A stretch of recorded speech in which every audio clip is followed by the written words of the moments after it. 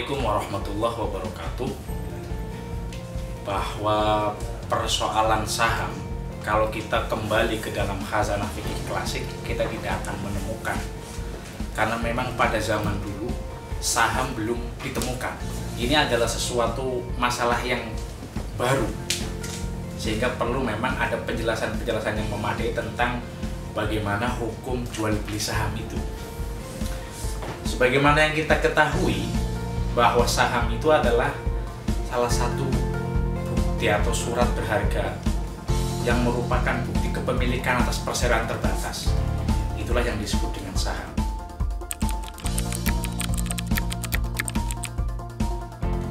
Para ulama menyatakan bahwa rukun akad jual beli itu setidaknya harus pertama ada ijab dan qabul, ada pembeli, ada penjual. Yang selanjutnya ada al-maqud alaih atau mahalul akdi. Mahalul akdi itu bisa atau maqud alaih bisa harga ataupun barang yang diperjualbelikan. Mari kita lihat, apakah jual beli saham itu memenuhi rukun-rukun tersebut? Saya kira ya, bahwa jual beli saham itu terjadi antara anggota bursa atau yang dikenal dengan AB, di mana itu ada barang, ada itu berbentuk saham tadi itu, barangnya jelas, harganya juga ada, yang kemudian ada pembeli, ada penjual. Maka sebenarnya tidak ada persoalan. Jual beli ini dengan menggunakan istilah yang disebut dengan bai'ul musawamah atau jual beli berkesinambungan, dengan tawar-menawar yang sewajarnya dengan harga yang wajar gitu. Para ulama menyatakan bahwa jual beli saham tidak ada persoalan.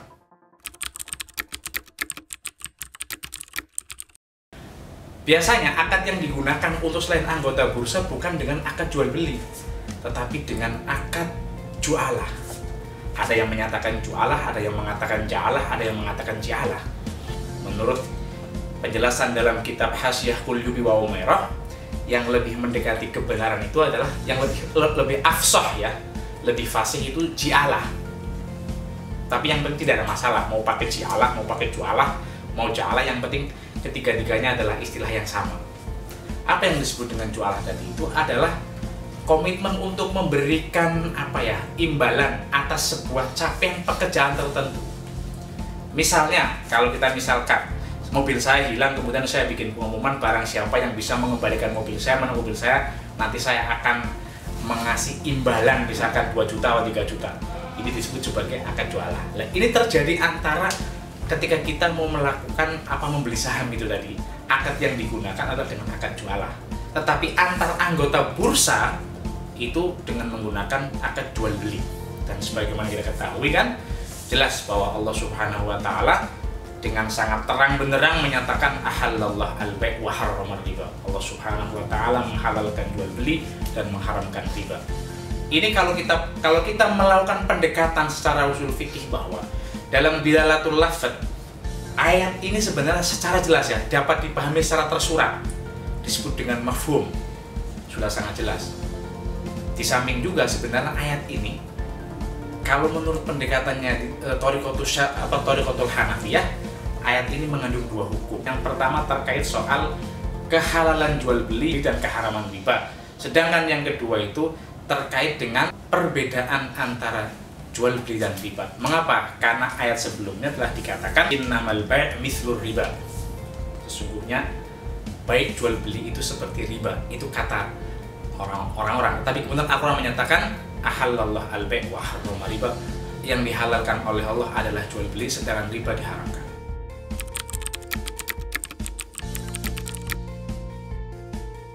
Saya kira risiko itu biasa dalam soal bisnis ya. Tidak ada persoalan, semua bisnis itu mesti mengandung risiko. Semakin tinggi risiko itu, maka semakin punya peluang mendapatkan hasil yang sangat besar. Makanya dikatakan al-kharaj bid-dhaman. Kira-kira terjemahan yang paling bebasnya, kalau kita mau dapat penghasilan yang banyak, maka kita juga perlu menanggung risiko yang lebih tinggi. Saya kira semuanya ada risiko yang soal bisnis itu. Dalam kasus saham syariah misalkan, ini saya kira menarik karena ada istilah saham syariah. Tadi saya katakan jual beli saham itu pada dasarnya boleh. Kita akan menggunakan kaidah yang mengatakan al-aslu fil muamalah al-ibahah illa ma yadullu dalilun ala tahrimiha. Pada prinsip dalam soal muamalah diperbolehkan kecuali ada dalil yang mengharamkannya. Kemudian dalam kasus saham ini ada ketentuan-ketentuan tertentu yang boleh diperjualbelikan. Sekarang muncul istilah saham syariah. Apa itu saham syariah itu? Saham syariah sebenarnya saham yang sudah sudah melalui verifikasi lah oleh pihak-pihak tertentu ya.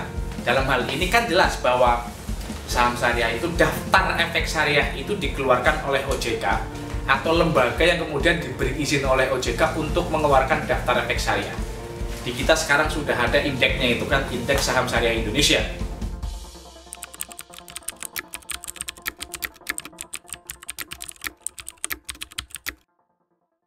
Saham syariah itu sebenarnya ada acuan-acuan tertentu.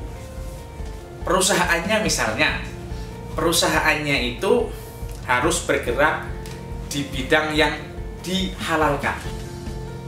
Karena itu kemudian ada keputusan bahwa perusahaan yang bergerak di bidang tidak yang bergerak misalkan kayak minuman keras, minuman itu tidak dikatakan sebagai saham syariah. Maka ada kategori-kategori tertentu. Misalnya hutang ribawinya itu tidak boleh lebih 45%. Pendapatan non halalnya tidak boleh lebih 10%. Jadi ada screeningnya. Saham dikategorikan sebagai saham syariah itu. Nah ini begitu sudah dikeluarkan oleh OJK tentang daftar efek syariah, maka sebenarnya itu sudah melalui tahapan-tahapan tertentu, sudah diverifikasi. Wah ini berarti perusahaan ini ternyata penghasilan non halalnya tidak lebih dari 10%. Hutang ribawinya tidak melebihi 45%. Itu termasuk dikategorikan sebagai saham syariah. Investasi di saham syariah jelas ini menguntungkan, terutama di kalangan umat Islam. Kita tidak perlu takut-takut ya, takut wah ini berarti subhat, ini enggak, ini insya Allah dikatakan sesuai dengan syariah. Berbeda misalkan kalau sahamnya nggak jelas ini kan, ini kita nggak tahu usahanya apa nggak jelas ini kan, nah ini menjadi sangat berbahaya. Karena sekali lagi ini dalam rangka untuk agar umat itu bisa mendapatkan sesuatu yang halalan thayyiban yang sudah sesuai dengan syariat Islam. Kira-kira itu soal saham.